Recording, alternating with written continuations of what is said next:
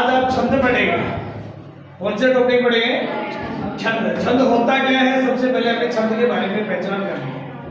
छंद की पहचान कैसे हो?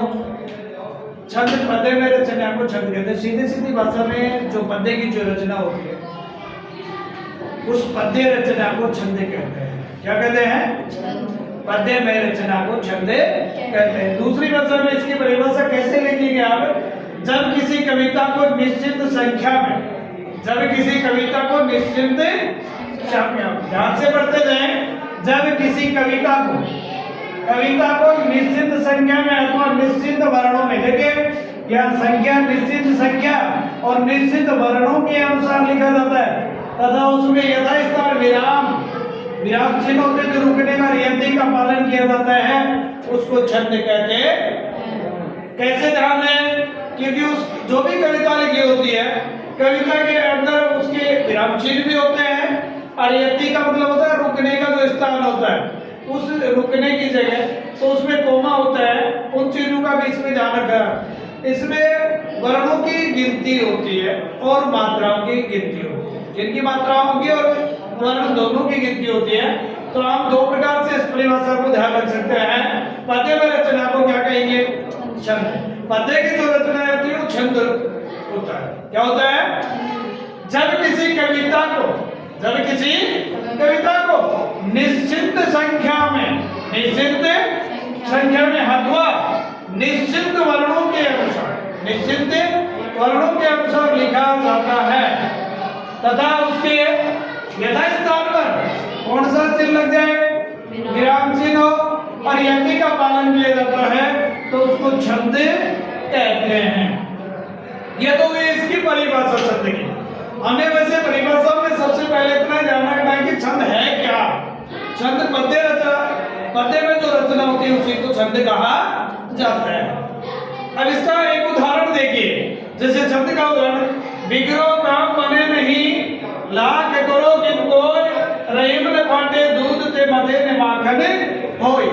इसमें कहने का मतलब एक बार तो कार्य बिगड़ जाता है, एक बार कोई भी काम बिगड़ जाता है तो लाख जतन करने के बाद भी वो बनता नहीं है। लाख करो किनको, लाख जतन करने पर नहीं बन पाता है।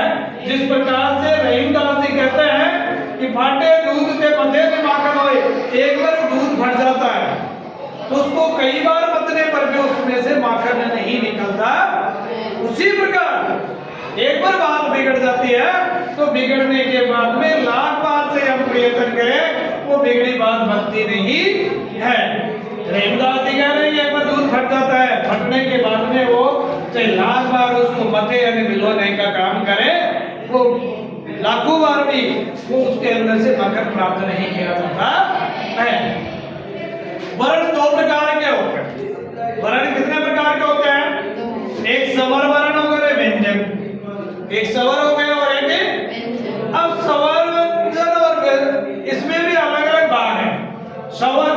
स्वर भी दो भागों में, एक में जिसके अंदर बोलने में बिल्कुल कम समय लगता हो, जिसमें कोई मात्रा नहीं होती है, और एक उसको कहेंगे हंस स्वर, और एक होता दीर्घ स्वर। दीर्घ स्वर में जैसे आ ई उ जिसके अंदर बोलने में उसका समय दुगुना लगता हो और जिस मात्रा में कम समय लगता हो वो हंस स्वर होता है। लघु स्वर भी बोल सकते हो उसको। कौन सा स्वर बोल सकते हैं? और एक होता है दीर्घ स्वर। कौन सा होता है? इसमें तो जिसमें कोई मात्रा नहीं होती है लेकिन इसमें बोलने में कम समय लगता है और दीर्घ स्वर के अंदर बोलने में अधिक समय लगता हो।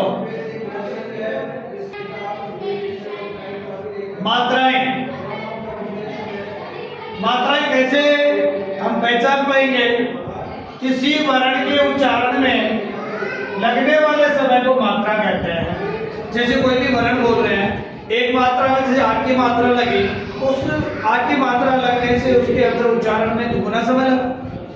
तो मात्राएं भी गिनती करने में अपने ध्यान रखनी पड़ेगी कि उन मात्राओं के अंदर समय कैसे लग रहा है। ज्यादा समय जिसको बोलने में ज्यादा समय लगता है, जिस शब्द को बोलने में जोर ज्यादा लगाया जा रहा है तो वो दीर्घ स्वर होता है, गुरु वर्ण भी बोलते हैं। हंस स्वर वो होता है जिसके जैसे सबसे पहले बात करेंगे तो वर्ण दो प्रकार के होते हैं। वर्ण कितने प्रकार के होते हैं? एक हो गया हंस स्वर और इसको दूसरे रूप में लघु वर्ण बोलते हैं। क्या बोलते हैं? और दूसरा दीर्घ स्वर या उसको बोलते हैं गुरु। अब इन वर्णों की हमें पहचान कैसी हो, जिसके अंदर हम मात्राओं की पहचान करें कि एक मात्रा किसमें हो और दो मात्राओं की गणना कहाँ की जाए। गणना की बात करें तो जहां किन शब्दों के साथ में आप हंस स्वर या लघु वर्ण की पहचान करें और किन शब्दों के साथ दीर्घ स्वर या गुरु वर्ण की पहचान करें। तो ध्यान इतना रखना आपको, हंस स्वर के साथ या लघु वर्ण के साथ ए ई उ, ये तीन याद रखने हैं जिसके अंदर बोलने में बिल्कुल कम समय लगता है। अब बोल के देखो एक बार, ए ई उ। तो इसकी चिन्ह लघु वर्ण का चिन्ह होता है खड़ी पाई। क्या होता है? इसकी मात्राओं की गणना हम एक में होगी। इसकी मात्रा किसमें होगी? एक में होगी। उसी प्रकार अब बात करते हैं दीर्घ स्वर की। दीर्घ स्वर को दूसरे रूप में गुरु वर्ण भी बोलते हैं, जिसके बोलने के अंदर दुगुना समय लगता है।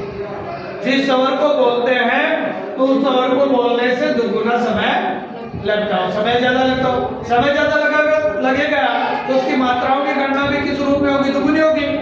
दुगुनी होगी तो उसमें देखा आपके जो स्वर होते हैं उनमें से तीन को छोड़ दीजिए, उसके बाद में जितने स्वर हो रहे हैं वो सारे स्वर दुगुनी मात्राओं में गणना की जाएगी। जैसे आ, ई, उ, ए, आई, ओ, औ, ये दीर्घ स्वर होते हैं।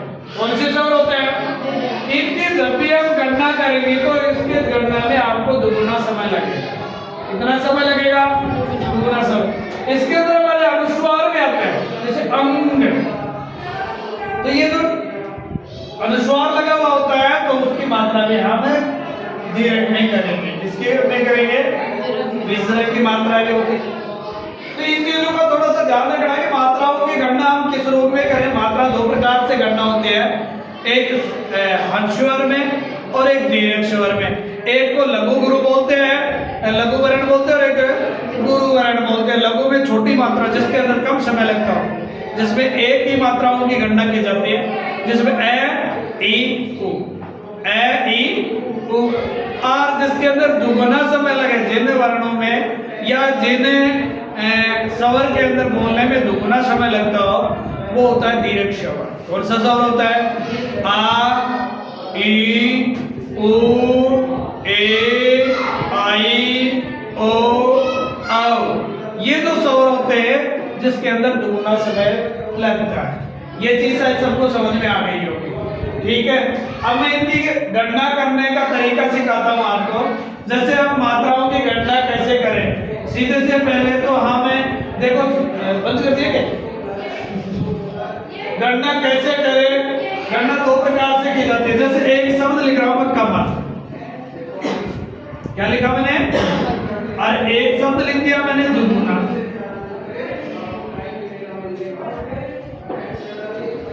इनको देखना, इसके अंदर क्या उच्चारण निकल रहा है? कौन सा स्वर निकल रहा है? ऐसा।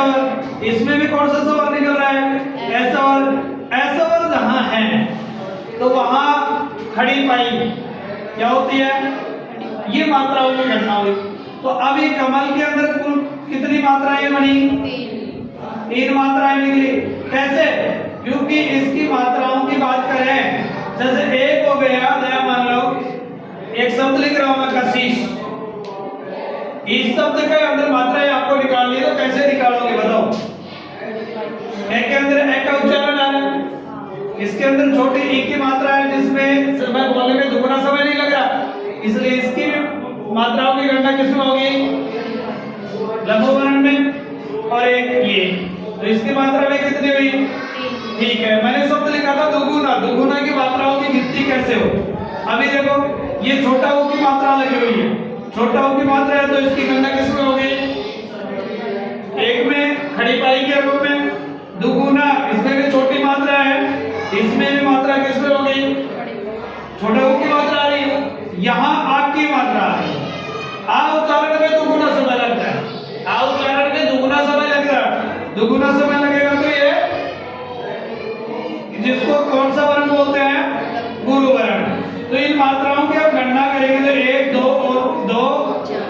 कितनी हुई?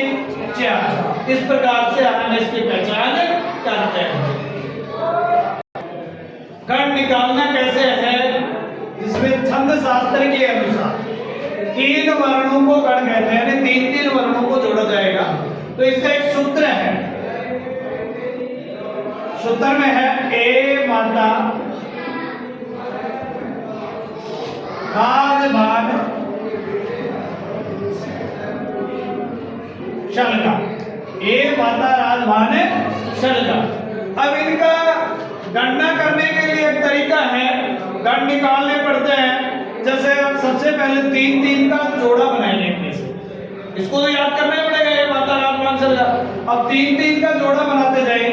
सबसे पहले ए माता, 3 का जोड़ा यहां से बन गया, यगण।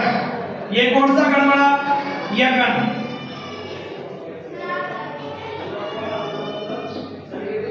यगण में क्या बना? ए माता।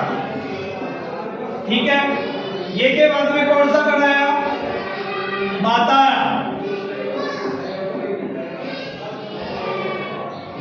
मगण। कौन सा गण आया यहाँ? मगण। फिर गण कौन सा है?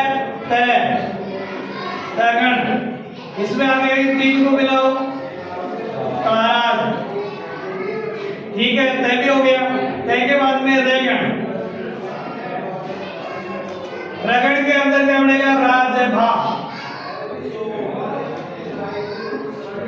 राजभा। राजभा के बाद में जयगण। कौन सा गण आएगा? जयगण। जभान। जवान। फिर आ गया भगण। भयगण। मानस। मानस। फिर आ गया नसल। नयगण है। नयगण में कौन सा आएगा? नसल। उसके बाद में आ गया सैगण। सैगण में क्या आएगा? सलगा। एक बार ध्यान दें, बोर्ड की तरफ देखें, इस सूत्र से हमें कैसे निकालना होगा, गण कैसे निकलेंगे। देखो, ए माता राजभान शलगा, इसको तो याद करना ही करना है। अब इनमें से एक को पकड़ देता हूं, गण निकालो। ये, उसके बाद में मैं गण, तयगण, रेगण, जगण, भगण, नय और सल। यहाँ तक आने का 3 का जोड़ा बनाते जाएंगे। क्या बनाते जाएंगे? जैसे यगण कैसे निकाला? ए माता बढ़ गया। मगण कैसे बनेगा? इस यक को छोड़ दो और उसके बाद में इन 3 को जोड़ो, माता रा बन गया। बना दोगे ना?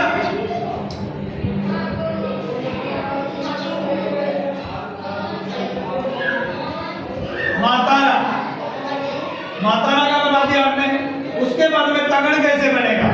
अगले तय से आगे के 3 जोड़ लो, क्या बने? तारा। तारा से आगे के रगड़ कैसे बनेगा? र के आगे के 3 जोड़ लो, राजभा। फिर राजभा के बाद में जय भान है, यहाँ भी। फिर बैगण। बैगण कैसे बनेगा? भानस। इसके आगे के 3 है, एक साथ कर लो, भानस। फिर आ गया नसल, नैगण। और उसके बाद में अंतिम में सलगा। आगे अभी कोई है नहीं जिससे गण बनेंगे, क्योंकि 3 के टुकड़ों से क्या बनते हैं? गण। अब इनकी मात्राएं निकालें। क्या निकालेंगे? मात्राएं। देखना मात्राएं क्या बन रही है? लघुकरण। यहाँ आग की मात्रा दोनों का उच्चारण हुआ, जिसके अंदर दुगुना समय लग रहा है। तो ये कौन सी हुई? दीर्घ श। इसमें अब मात्राएं निकालते जाओ।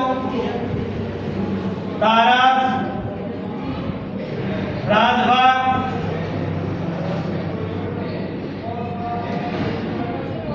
मानस, नसल, सलगा। ये मात्रा शायद निकाल लोगे। कैसे निकली? जिसके अंदर समय ज्यादा लग रहा था उसको 2 मात्राओं में काउंट होंगे, जिसमें समय कम ज्यादा लग रहा था वो अधिक, जिसमें कम लग रहा था वो 1 में होंगे, जिसको खड़ी पाई के रूप में माना जाता है। किस रूप में माना जाता है? खड़ी। ए माता राज भाग सलगा के अनुसार आपको मात्राओं की गणना करेंगे और गणना करने का ये तरीका है। अब गण आएंगे यगण मगण तगण भगण, जिस अनुसार आपको छंद आगे करने में काम आएंगे ये चीजें। ये सूत्र आपके हर छंद के अंदर काम आएंगे। इन चीजों को विशेषकर समझना जरूरी है कि हमें मात्राओं की गणना कैसे की जाए। ए मात्रा राज भाग सलगा से जैसे मैंने बना दिया, यगण क्या क्या हुआ, ए मात्रा, मगण का क्या हुआ, मातारा, तगड़ का क्या हुआ, तारा। इससे बना लोगे ना, समझ में आ गया होगा। ओके, और आगे का कर